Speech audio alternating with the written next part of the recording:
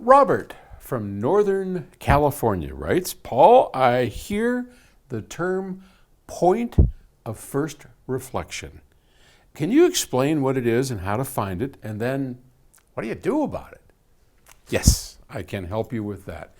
We hear a lot of these terms and they are specific to kind of what we do, right? So we hear terms like depth, soundstage, width, transparency. I mean, our whole thing is filled up with terms, right? There's lots and lots of terms. So we're going to go through some of those, and this is one of those that I think is an important one because everybody needs to be concerned with the point of first reflection, okay? Now, these speakers are obviously not the speakers you have in your home, right? But whatever speakers you have in your home, they broadcast sound pressure, sound waves come out, and then you as a listener sitting here get that direct sound coming from those speakers, right?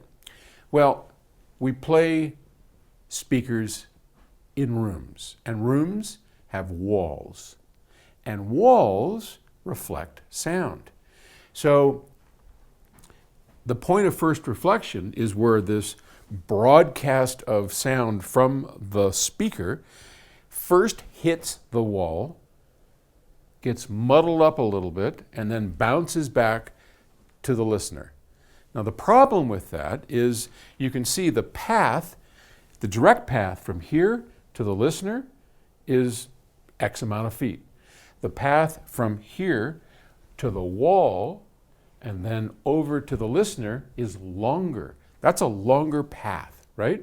And sound has a certain speed that it travels at. And the longer sound travels, the further sound travels, the longer it takes to get to your ear. So the sound reflecting off the wall is delayed.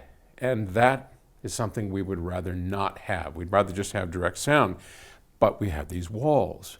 So the point of first reflection is the point at which sound first hits the wall and bounces off. All right, how do we find that? Well, it's actually pretty easy. All you need to do is find a friend like me and a mirror.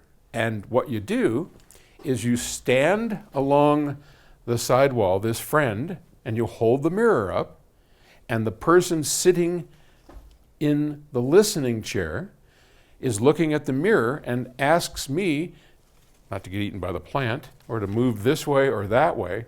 And what you're looking for is you want to see the tweeter in the mirror. And the point that you see the tweeter, because that's where the quickest or the most direct sound is going to come from, is the tweeter. That's what we're going to be most worried about. As soon as you can see that tweeter, boom, put an X on that point. And that is the point of first reflection. That's the easiest way to do that. And it doesn't have to be exact. It's just got to be pretty close. Okay, does that make sense?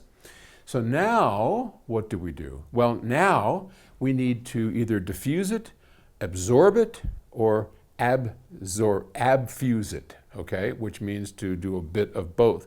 Now, we use these acoustic panels on the wall, which is just a piece of plastic, and that's the reflective part, and then this is just foam rubber, and that's the absorptive part.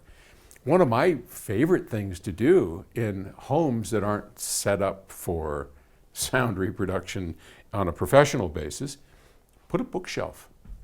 Put right at the point of first reflection, just go down to IKEA and get a cheap bookshelf. Well, depending on your home decor skills. Me, I'm not much.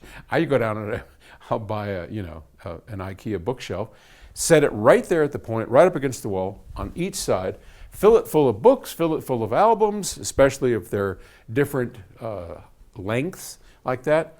Oh, it's perfect. It looks great. You don't know that that's what you're really doing, but it diffuses and absorbs and muddles it up so that what we hear isn't so recognizable and distracting. And that is the point of first reflection. Hope that helps. Thanks for the question. Talk to you later. you.